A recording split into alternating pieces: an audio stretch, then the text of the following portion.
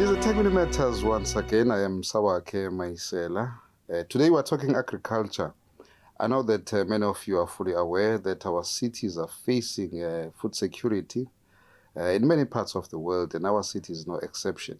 That is why, as the city, we have taken a decision to channel quite a number of resources to promote agriculture. Today, I'm joined by the deputy head for Agri-Business department, Vuyo, Jayiya, and Matseilane, Phala. Guys, welcome to EThekwini Matters, and thank you so much for making some time to talk to us. Thank you, Mr. Matseilane. We thank the opportunity, and we're looking forward to a great discussion with you. Matseilane, are you well? Yes, I'm well. Thank you. I'm excited to be here. Yeah. Yes. Is it? Okay. We're talking agriculture. Yeah, and I think let's start about you guys explaining the role that your departments are playing in as far as promoting agriculture is concerned in the city. Let's start with you, Jayiya. Oh, thanks. So our side, Agri-Business, first of all, it's a department that falls under business supports, markets, tourism, and agri-business. By that very nature, our core business is enterprise development. So we work with small-scale farmers who are semi-commercial and commercial. And our whole intention is to increase the production of the local food, because I think it's a challenge which we have. We are not as food resilient as we would want to be. Most of the food we consume comes from other provinces. So we would want to have as much food produced within the city so that when we have supply chain clogs, we don't have sudden increases in prices, and also that in the long run it reduces the price of food. So our target client within the communities is the SMMEs. That's where we are, and we're pushing 5 commodities because we did some research where we looked at which commodities can be grown efficiently within the city at low cost and easier based on the climatic conditions which we have. And those quickly would be poultry, sheep production, intensive farming, vegetables, piggery, cannabis. I forget the 5th one, but I will inform you of it when it comes back. But that's where we are. Our target market is the SMMEs within the city, both primary production and agro processing. So that's the space. I like to just keep it there, short and neat. Okay. Matseilane? Thank you. So I'm from the Agri-Culture unit, and contrary to what Vuyo with the Agri-Business are doing, we are more focused on the startups. So our primary target for support are the marginalized or those that are in need and where most impact can be made with limited resources. So they include like communal gardens, institutional gardens, ECDs, as well as the household gardening, which we launched last year. Last year. So because in addition to other challenges that we have with regard to access to food, land is an issue. It's an issue, especially in EThekwini. If you look at our landscape or our topography, it's a serious challenge. Yes, definitely. Hence, we decided to launch the One Home, One Garden, where we teach people to farm within their backyard garden. And it doesn't matter the space, so you can use absolutely anything: containers, tires, old shoes, and we're doing this because actually we are prioritizing Sustainable Development Goal 1, 2, and 3, which is no poverty, zero hunger, as well as good health and well-being. So we're encouraging consumption of nutritional food. So by that we're teaching consumption of organic food, and that means we are teaching them how to farm organically. In fact, you are touching one important subject, because I know the One Home, One Garden was launched by former Premier of KwaZulu-Natal, Zweli Mkhize, I remember some years back. Which was a very good initiative, because you have got instances whereby our people, more especially in the townships, will have they've got a bit of a piece of land, but we're not using it. Instead, we'll grow lawn and what have you. Yet you can actually grow vegetables that will be able to sustain the family. What is the response from the public with regard to One Home, One Garden? Well, I mean, it's been really positive because not only does it contribute to the nutrition aspect of life, it also contributes, I mean, it supplements their household food guidance. True. Yes, because with the money that they were going to use to buy spinach, for example, they direct it to whatever else that's needed in the household, or maybe to meat, because there is already an onion planted within the house. Yes, as the agroecology, we collaborate like with various NGOs. So we recently had learning journey with the Wazanami, and the focus was in Inchanga. So we just like piloting and to see how people are responding to what agroecology is doing, and also responding to farming agroecologically, meaning like not including chemicals, and it's really been positive. And we worked together in collaboration with the Food Security Division of the Health, and they had 25 household gardens, and we included chickens as well. We gave each household garden like chickens for layers. protein. Yes, for protein, exactly, because we're trying to like preach nutrition. And with the health, we're looking, because mostly I think they targeted people that are on medication as well as the ECDs, because that is where it all begins, you know. Because not eating healthy, you know, exacerbate diseases. Definitely, yes. So we're trying to like sort of sort that out, and I mean, people have been receiving that positively, which is encouraging for us as the unit. And we don't want, so because Inchanga was just a pilot, so we're hoping to like roll it out to other regions. Yes. Jayiya, in the past, you know that the area of Kettle Ridge used to be a hive of activity in as far as poultry is concerned, through Rainbow Chicken. At some point, it had to close shop, obviously because of the liberalization of our economy, but also globalization. That has resulted to quite a number of people losing jobs. But we need to commend the city for, you know, channeling some financial resources to ensure that we come up with this initiative at one of the chicken farms, where we've got the young people who formed a cooperative to, you know, resuscitate that particular sector. What can you say? Where are we? Are we making any progress? Because I remember when we launched it and it was very promising. Yeah, where are we now? No, we've moved quite a lot of strides with regards to that one. I think you would understand we were at a time whereby the local poultry sector was being decimated by cheap imports. And I think the city made a strategic decision to purchase one of the Rainbow Chicken farms and save the jobs as well, because we had about 150 people who stayed in Hammersdale, who formed themselves into a co-op, and the city was able to rent out 2 units of the farm to such people.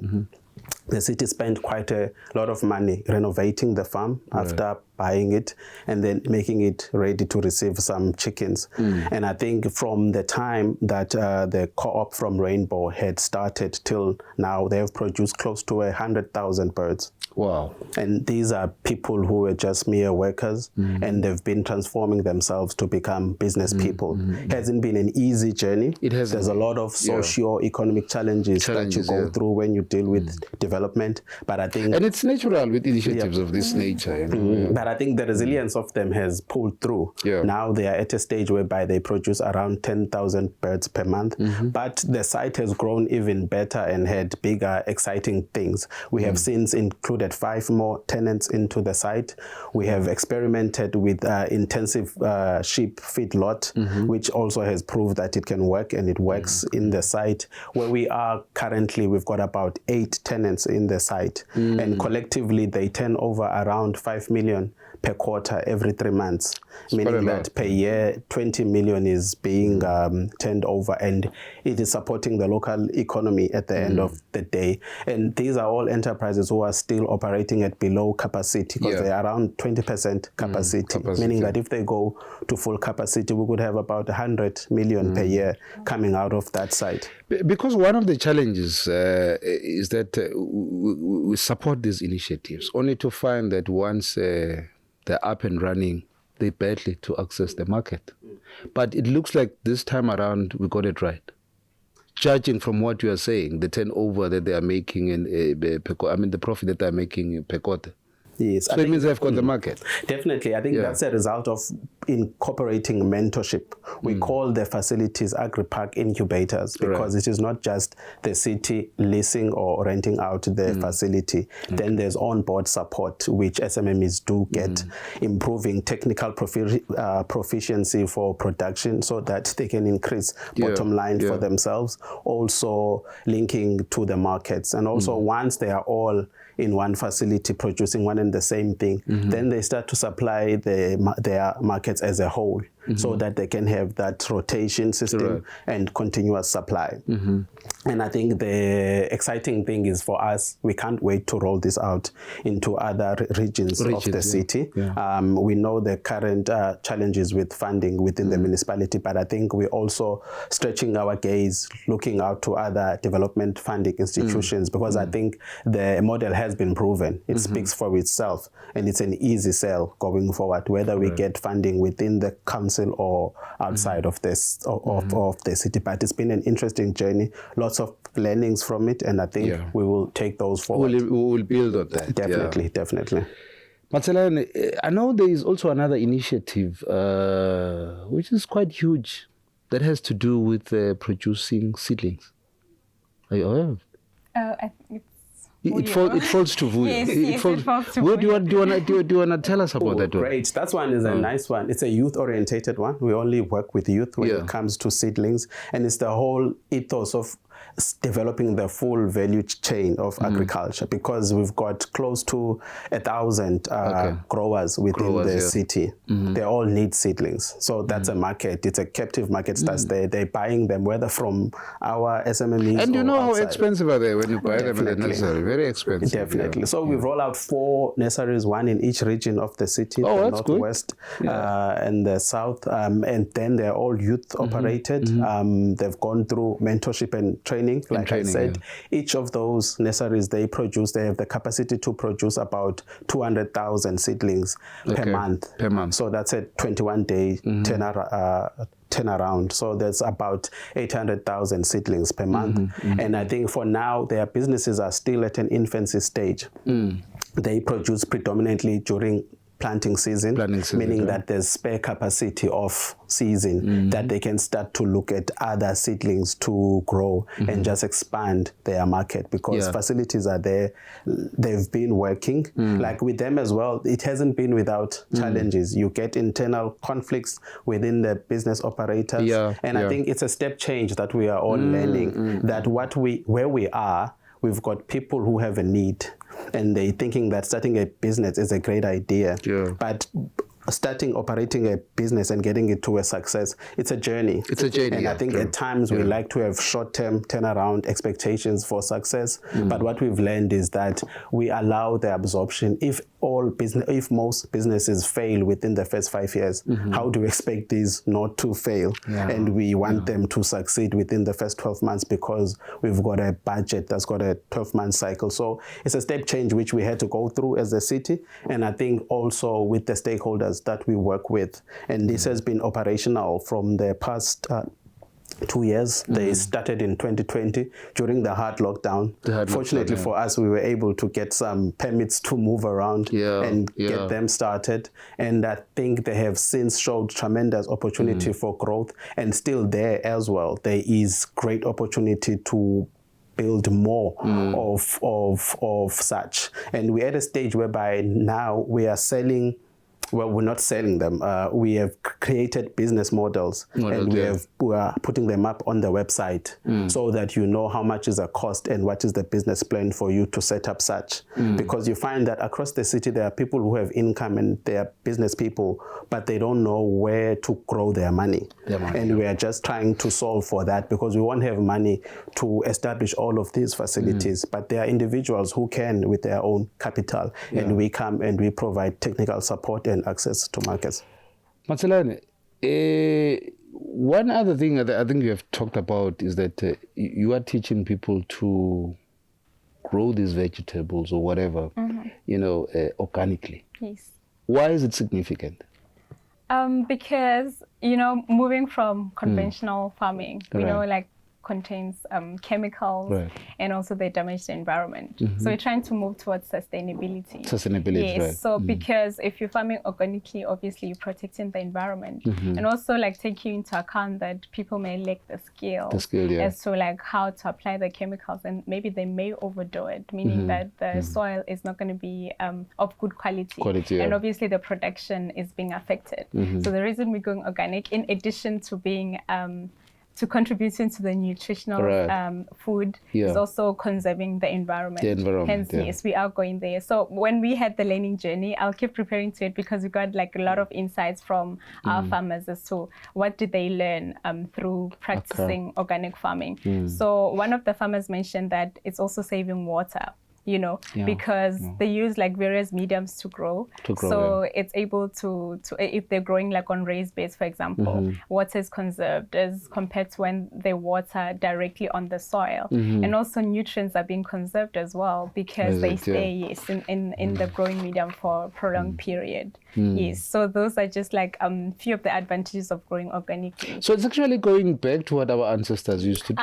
Yes. You know, because all what they were doing, I mean, the manner with which they were growing crops with, it was organic. There were no chemicals. Yes.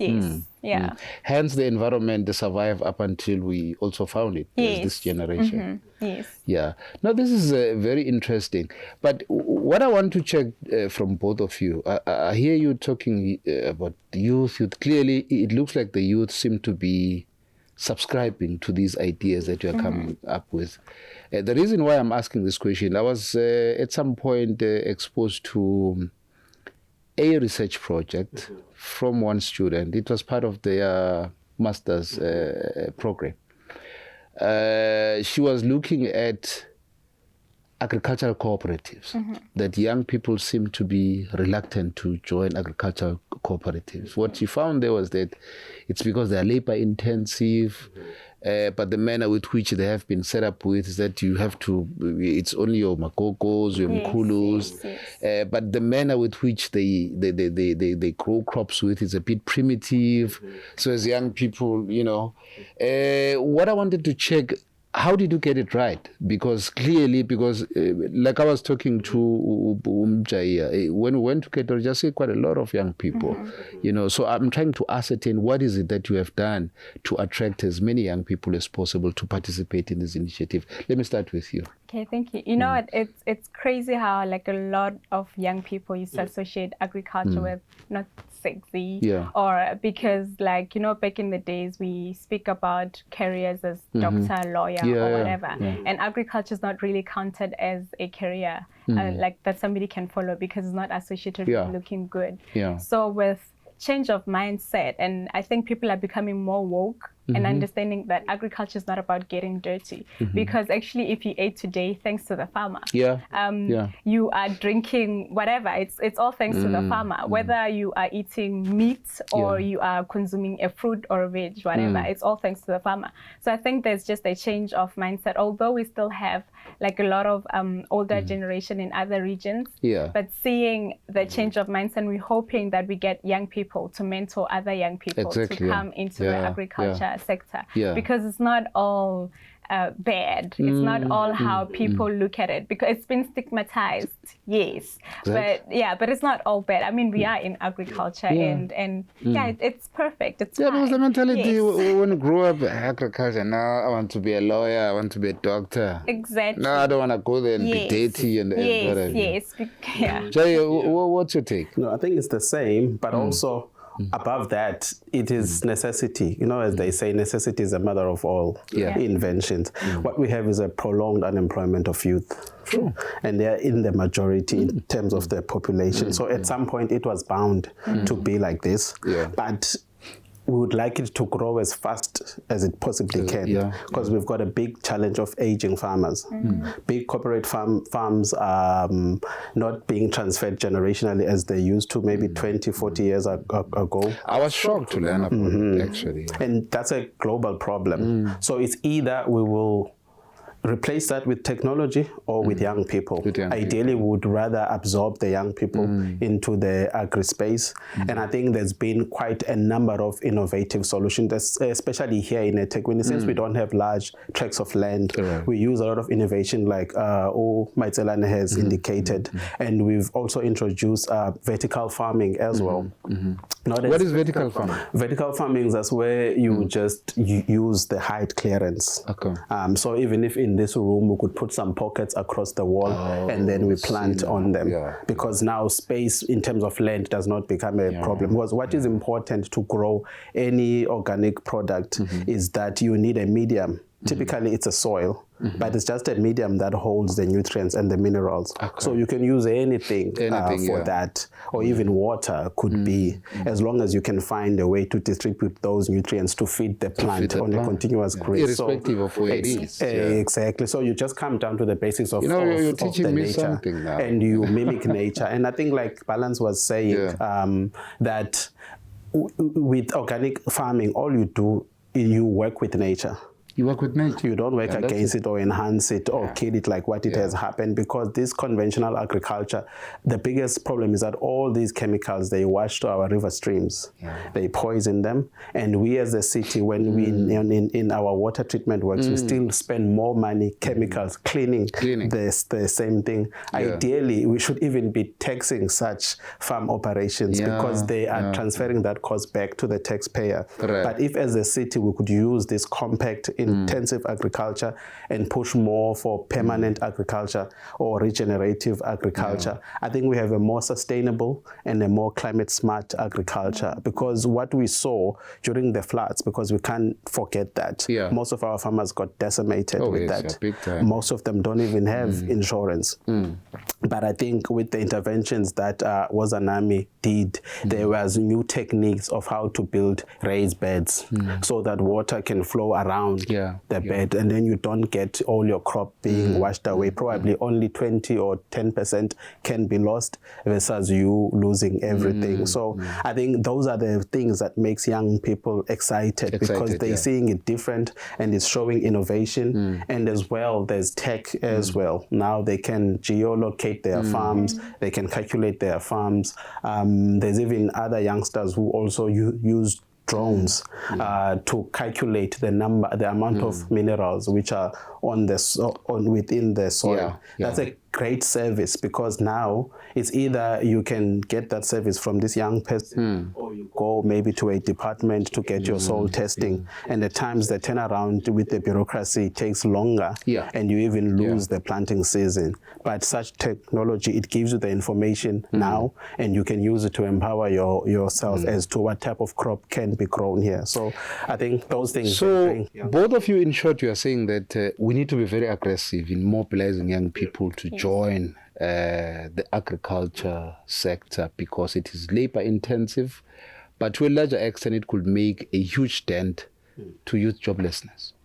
That's what you're saying. Definitely, yes. Yeah, more especially here in EThekwini, taking into account that you've got quite a lot of young people that are coming elsewhere in the country, in the province, coming here with the hope of, getting employment. Only to find that it's totally the opposite. And I mean, as the young people move from rural areas into the countrys, into the cities, obviously pressure is being exerted on the resources that we have as a city, meaning urban poverty is also increasing because then we do not have much, and also the space is being limited because you find people making their own accommodation and like getting squatter camps, taking up spaces that could be used potentially for agriculture. So obviously teaching them on urban agriculture, just agriculture in general, we get to save our resources within cities, and also we try to combat climate change, because I mean with what we saw in April, it just goes to show, I'm sure somebody who never believed in climate change, I never used to think had winter, but now it's cold, and all thanks to climate change, and until we get people who are understanding, I mean young people are more understanding. I mean even the rains that hit us recently, it was towards winter. If I'm to explain to an old person what climate change does or whatever, or how they should farm, if maybe they were farming conventionally, it might be hard for them to get it. But a young person is more understanding. Yeah. And I do not have to be thinking I need to use a layman's term to explain what climate change is. But it's still important for older generation to understand the impact of climate change. But it's much more easier when you have young people. Yes, who can like practice and become innovative. And I know there was also an initiative of rooftop. I don't know what it used to be called, but I remember it was launched with fanfare. How is it going? Well, is it us? I think it is the same things that you were talking about. It's the same thing. Yeah, I think my colleagues have mentioned it to me how there was one that was launched, I think, with the Department of Agriculture Prevention. Yes, in the province, I remember. Where they did it was a huge thing. Very good initiative, Yes, it is very good. And you see, like with other countries actually doing it because it's trapping, the greenhouse gases and it contributes positively to climate protection. Yes, it's a climate smart way of... You are quite right, because I think there's one program that I saw on TV, some lady, I think it must have been in the UK or something, in a flat. She's producing a lot of vegetables. Whether talking about green pepper or what have you. But it comes back to what you were saying, that you need to work with nature. As long as you master that one, then you will be able to produce a lot. I think Dubai Trade Port is actually trying something like something similar to this. Dubai Trade Port. So tell me something, Matseilane, which crops are suitable for the climate of EThekwini? Is it root crops? Is it your spinach, your leafy crops, your veggies? Well, I mean, crops are like seasonal. So if you might find those that are doing like very well in winter and those that are doing very well in spring or whatever. But I must just make a disclaimer. I'm an aquaculture specialist by profession. So if I start speaking about crops, I might just mislead you because I am learning from my colleagues as well who are more of agriculture specialists. I am from fish.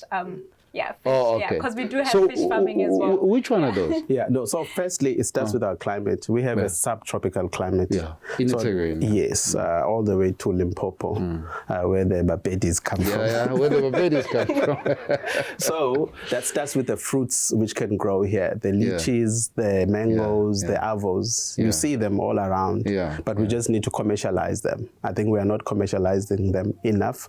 Most of our exports of subtropical fruits are coming from Limpopo, not from Durban. Even the banana is mostly from Limpopo. Not as KZN as it used to be. So that's something to look at. And then because subtropical, it means that you have good weather throughout the year. You can grow, if you grow spinach, you can grow it throughout the year, especially if you have irrigation.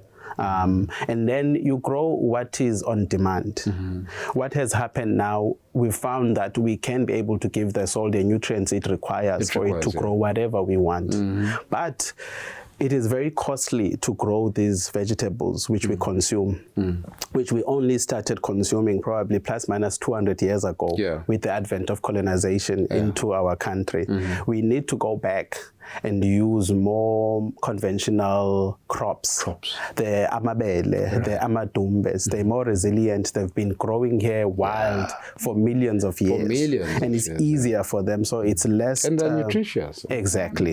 And then I also want to make a case for nutrition, because I think we don't want to come here and make as if we are the Department of Agriculture. They have got their mandate, and we are a mere municipality. Our core mandate is to make sure that services are provided to the citizens. But I think just because we have these disparities of income, municipalities are forced to intervene in the local economic development. But nutrition is very important, and that's one message that we want to send as loudly as possible, because nutrition robs a lot of us of many things. If a child does not have access to nutrition over the first few years of their lives, there is stunted growth that happens. Probably that child could have been great at sports. They might not get that chance because the body is not fully developed. The brain does not develop as well as it should. And then both of these things, the child might not be as smart as they were designed to be because the brain can't hold and keep compared to someone who's got a brain which has been fed better. But it then starts to reinforce this chain of poverty, which just never breaks. So with just nutrition, you can solve for that. You can also solve for health. Communicable diseases, which are starting to be a big problem, especially in low-income communities, can be arrested. And that saves the Department of Health a lot of money. We have a much healthier society in EThekwini who lives longer, who are more productive, who are more engaged. So as we're talking about the one home, one garden, that's nothing to frown upon, because all it does is starts to make sure that no matter if you don't even earn an income, at least have access to nutritious food. And then the future starts to change for the better. And I think if you missed anything else from this, just try to get that and that's for what yourself kept as a many family. families in the past. 100%. And I think we're having these carbohydrates-based, starch-based diets, and they're not helping us, and they're making us sick at the end of the day. But if we just go back and use indigenous crops, imifino, those are super important to us. You've hit the nail on the head. You're talking about fish farming. Tell us briefly about that one. Wow. It's a very good initiative in light of the fact that, judging from the poverty that we are familiar with in the city, it's very difficult to access protein. So therefore, it is of paramount importance that initiatives of this nature are encouraged. Yeah. I mean, as Mr. Jayiya was speaking about nutrition, I was just thinking, and he's speaking about the brain development of kids. I'm thinking omega-3, which you find in fish. So Agri-Culture has another department, which I am managing, Aqua-Culture services, where we teach communities how to farm fish. So like a lot of people obviously are used to like going into the sea or rivers to fish. But in our unit, we teach them how to farm fish. So what we do is we train them obviously on the type of fish that they can farm within EThekwini, and then we commission a very low-tech pond, which is like 30 by 6 and 1.5 meter deep. And then we give them fish like of small sizes. We call them fingerlings because they're the size of a finger. And we give them 100 of them to grow further into market size for consumption, or just to sell to neighbors or whatever they want. But we encourage you can actually add value and process it if you want. Of course, it's entirely up to them. I mean, there's one guy who's like in the central Cloudwater. He sells and he consumes with his family, but he sells to the SIDEC community. Where he sells them still as small and maybe like 5-4 50 range, and he's generating income from that. Even before thinking about processing, because that might just be costly for him, and that is where Mr. J would come in with the processing of fish. But when looking at what we are doing, as a startup, he does that, and he's still able to supplement the food basket, and the income as well. Well, that's good, because it's not. I doubt if in our communities, I've never seen one. Any initiative where somebody is farming fish, which means that we still have got a lot of work to do to inculcate this culture of farming fish, because it's very good. It is a very good source of protein. In conclusion now, let's talk about the issue of processing whatever they're producing. You remember, I'm very passionate about the issue of rainbow. In that, I was looking at that initiative at some point growing to a stage whereby they now add value to whatever baits that they are producing and the sheep that they are producing. How are we assisting them in that regard? Are we going to see that happening? Is it part of our plan? 100% it is, and they've also started talking about it. They're also raising their own money to build such a facility for themselves, because it actually allows them to increase the value of income that they get at the end of the day, and also help with shelf life. Remember, with primary chicken production, you have these 6 weeks to grow it. On that 6 week, it must go to the market, because you spend a day more on it, it starts to chow money out of your pocket. But if you've got that processing facility, on that 6th week, you slaughter them, and then you can store them in a fridge for a longer period, and then your income is not lost, and there's nothing that eats away from you. So we are looking at that within that same facility, and currently the Department of Agriculture has allocated, that has chosen that facility for them to put a white meat hub for EThekwini. White meat hub? White meat hub. Okay. But they will focus on poultry, because white meat is poultry and piggery. But they will focus on poultry. So they want to have this poultry depot within that site with an abattoir, and then most primary production growers from EThekwini to Pietermaritzburg and even beyond can bring, then it becomes a bigger market for the small scale growers. And two, once you have access to an abattoir, now you stop growing your chicken for 6 weeks, because 6 weeks is predominantly for the live market, because you want a 2 kg or a big chicken. But if you're taking it to an abattoir, it's 3 weeks, 4 weeks, because all you are looking for is 1.8 or 1.5 kilograms, which saves the farmer a lot of money, and they're still able to do a continuous supply. And then at the end of the day, the local price also will start to decrease for the consumer now, because you always want in the end for the consumer to benefit. We've got quite a big number of low-income communities in EThekwini. So whatever we do has to make sure that we dent how that low-income household can stretch their income. So there are such plans. We are also in talks with the DTI, with the Agro Processing Fund, for them to fund us for such. But for that, you just need one, and then it can be able to absorb from a small scale to even medium to a large scale. Matseilane, I see there is this aquaculture aquaponics training coming up. Do you want to share with us what is it? Okay, so we actually had the training last week or week before last. Yes, it has passed. Has it passed? Yes. Oh, okay. But are we going to have another one? Yes, definitely. We'll have another one, because I got a lot of people complaining why were they not invited to the training. What does it entail? So aquaponics is a mixture of aquaculture, which is fish farming, and hydroponics, which is like farming of crops. So what happens is there's a mutual relationship between fish and the crops. So the fish produces waste for the crops, and then the crops supplies oxygen to the fish. So it's a harmonious relationship. So in this training, we start, obviously, because there's the aquaculture component, by introduction to aquaculture. We just teach people about aquaculture in general, and we cover aspects to consider when a person wants to venture into aquaculture. And that includes the type of species, water, authorizations involved, because remember, there's water, there needs to be compliance. So with the Department of Environmental Affairs or Department of Water and Sanitation. And I think Vuyo mentioned that the effluent, as you are farming, obviously it shouldn't go and damage the environment.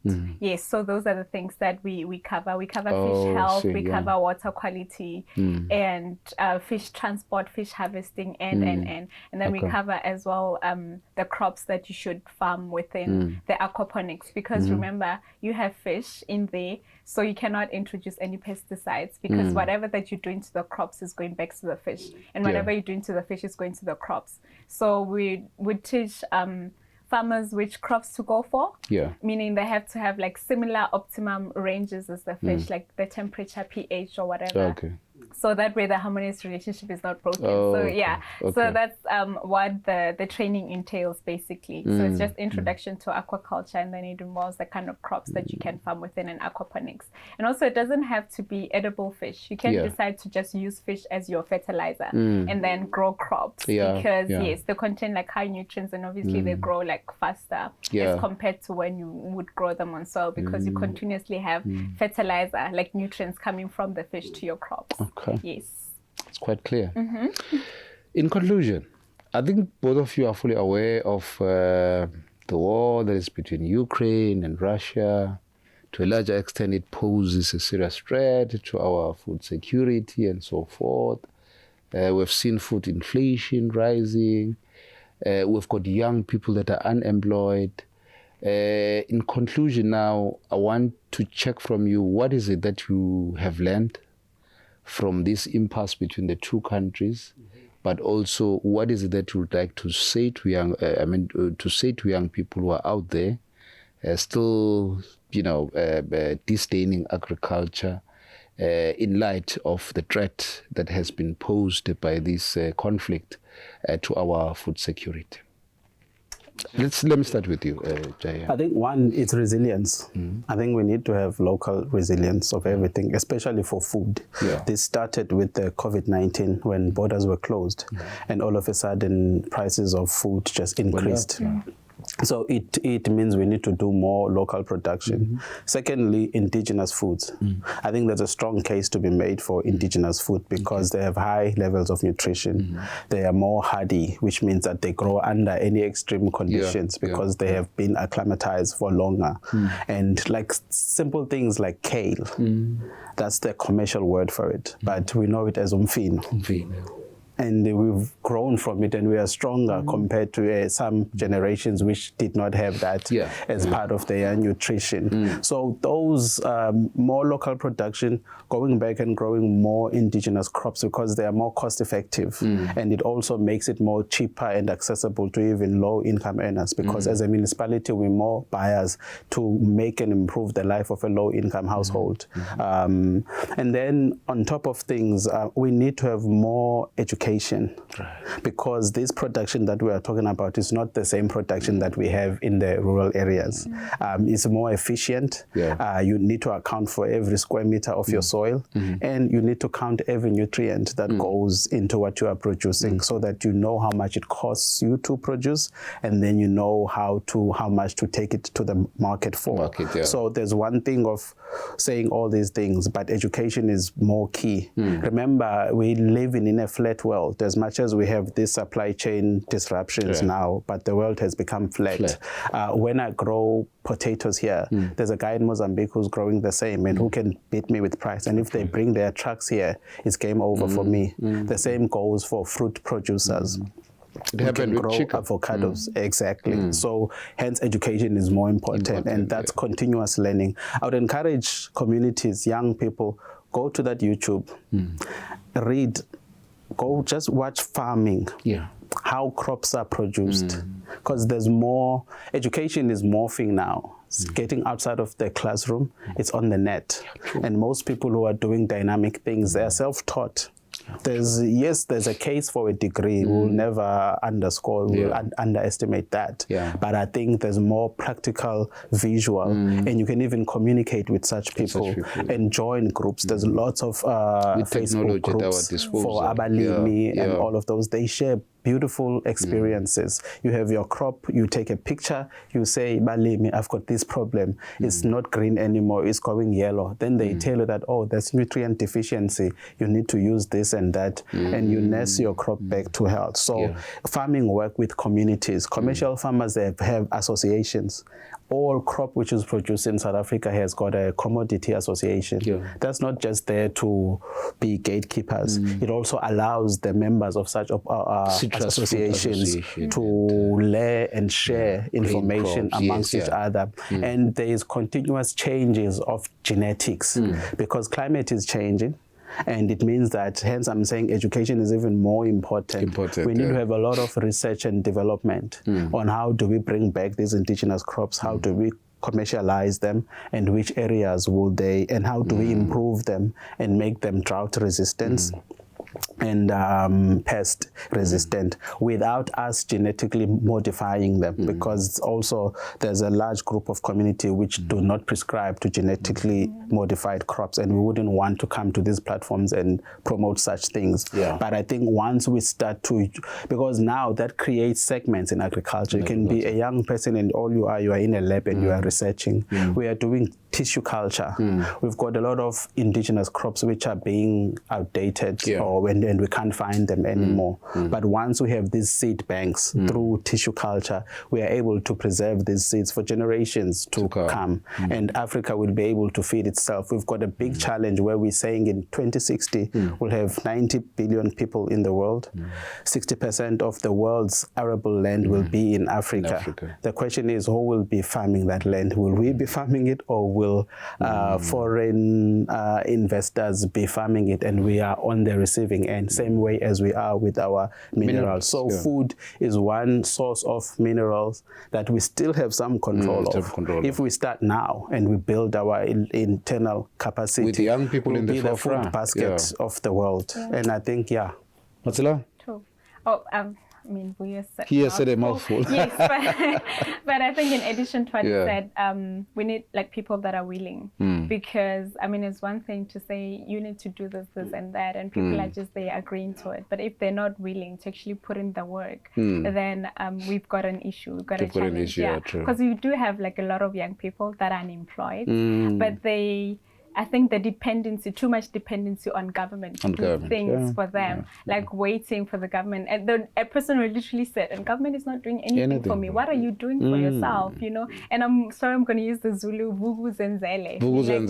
True. Yeah, I think they need to vuga and zenzela themselves. Exactly, yes, So being willing to be able to do something. And I feel like if I was government, which I am, I would feel encouraged to meet somebody who's done something. But if you don't show me what you got, it's sort of like, what am I investing into? So but if you are here saying, I've got land, I've got this, I've started this, it's easy for me to say, okay, I'll meet you halfway and do this for you. And like giving you all these resources, and then there's nothing coming out of it. So yes, I think being willing, and also having like a teachable spirit, and also being willing to unlearn. Like it's not about us getting things for free anymore, like playing victim.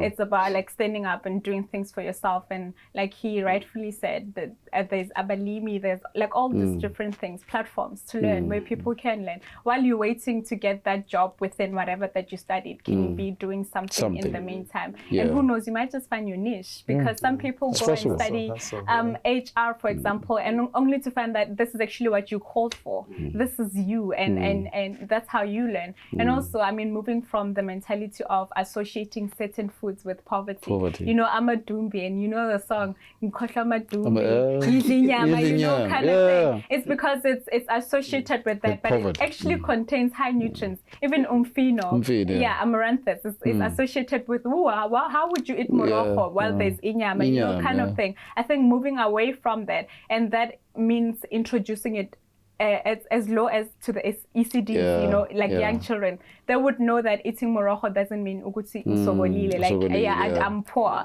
It just means I'm supplementing my nutrition. So education is important. Very, very important. And it starts at a young age. And I think food preparation as well has a very big influence as to like what people are consuming. Because I might say that I don't like mfino, only to find that it had, somebody didn't prepare it in a properly, And I mean, when we have, I don't know if Mr. J does have it, maybe have like market day where people prepare different foods, where people can actually taste and see, no, amadumbi is not that bad. Because sometimes we look at something and like you just decide you don't like it. You don't like it, having even tried it. So yes, I think we will be sustainable only if we have like willing people and us giving resources to people that are willing. Because, I think you have hit the nail on the head. Yes. In conclusion now again, when young people need help, need to be assisted, where do they go in the city? Okay, how do they get assistance? So as the Agri-Ecology, we have 6 agricultural hubs. We've got one in Umbumbulu, south, for south young people. And then we've got one at Central, Marian Ridge. And then we've got our head office, which is in North Dean, where I am based.